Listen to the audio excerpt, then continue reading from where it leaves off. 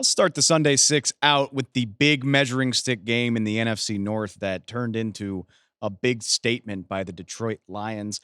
I don't know if I've ever seen a pregame storyline subverted as much as it was here as the Lions win 24-14 at Lambeau Field. Remember, it's the Lions that hadn't played a game outdoors all season. It's the Lions that play in the friendly confines of Ford Field at home. They were the team that needed to test themselves in the elements, and oh boy, was it a test. This is one of the most insane rain games I've seen in a while. I think it finally let up as Green Bay was scoring garbage time points in a game that was decided long before the fourth quarter. But it was pouring for 80% of the action on Sunday at Lambeau Field, and it didn't seem like it bothered the Detroit Lions at all. Jared Goff, 18 of 22 on the day. He's now completing 75% of his passes on the season, one of the silliest stats in the NFL this year. Lions, very efficient as an offense. Didn't need to do a whole lot. Honestly, it reminded me of their win against Tennessee last week.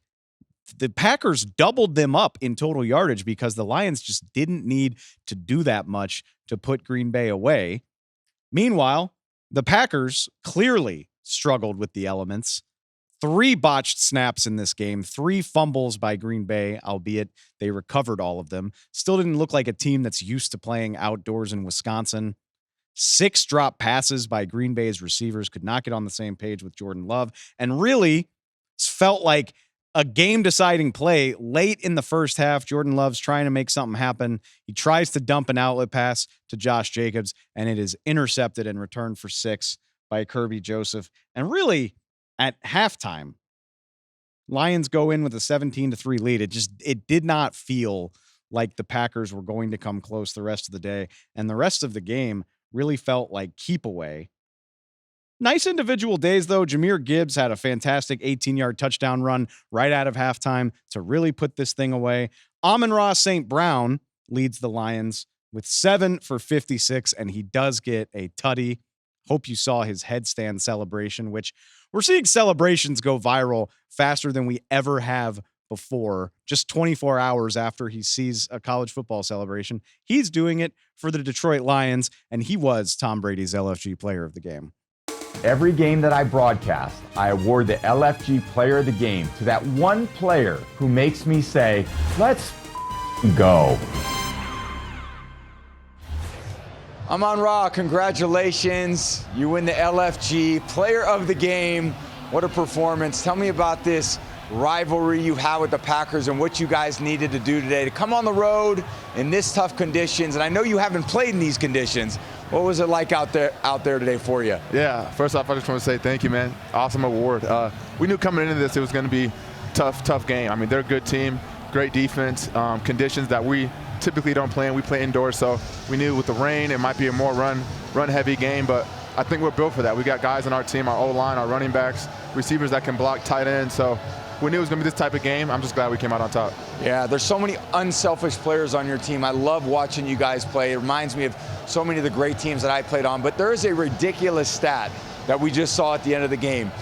The last 30 times Jared has targeted you, you've actually caught the ball. And it speaks so much to your dependability and consistency.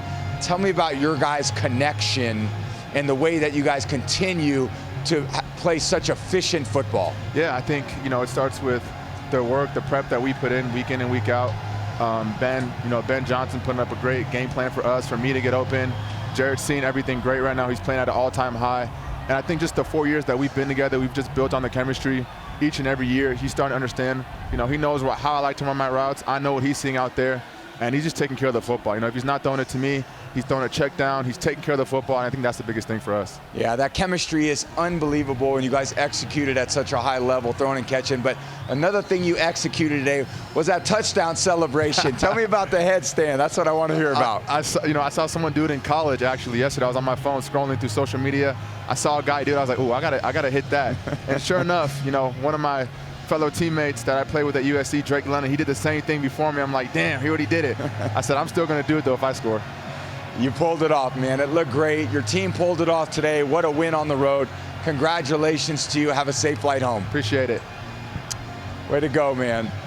For as much hype and anticipation as there was on this game, I don't really come out of Lions Packers feeling like I learned a whole lot. We knew the Lions were the class of the NFC, one of the best teams in the entire league. They certainly looked like that again on Sunday. They stay on top of the most competitive division in football. They've now beaten Green Bay and Minnesota, who are their closest challengers. Chicago Bears lose an ugly one in Arizona, so they fall even further off the pace. It does look like it's Detroit's division to lose right now.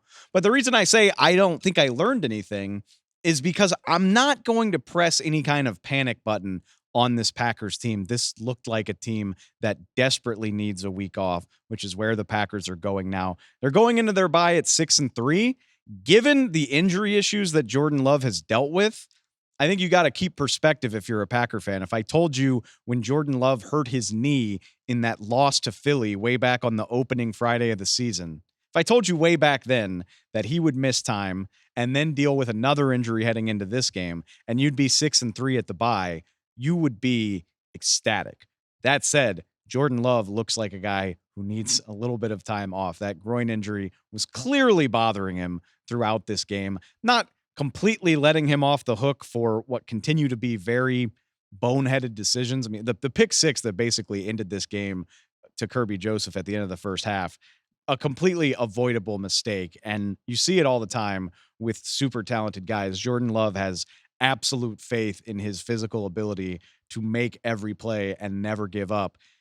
And that's admirable. And a lot of times it can lead to big plays. But when you're playing the best of the best, it can get you in a lot of trouble. And that's what happened here. 10 penalties for 67 yards from the Packers today, in addition to the botched snaps, in addition to the pick six. Not good football against anybody. Certainly not going to pay off playing a team like Detroit. So not to take credit away from the Lions win, because it certainly was impressive the way they dominated this game. And like I said, out of their elements, outdoors, in the pouring rain, they are just such a brutally efficient, clean football team. But if I'm a Packer fan, I'm saying, all right, we take this with a grain of salt. We take our medicine. We get a week off, and we've got another division game against what looks like a reeling Chicago team. I think the Packers will be fine in the big picture, is all I'm saying. But having said all of that, I mean, the standings speak for themselves. The Lions at an impressive 7-1, the first time since 1956.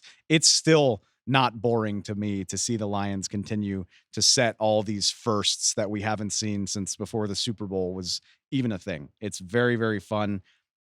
I mean, Kansas City, I guess I'll give you Kansas City. And other than that, I just don't know if there's a better team in the NFL than the Detroit Lions. And they proved it once again.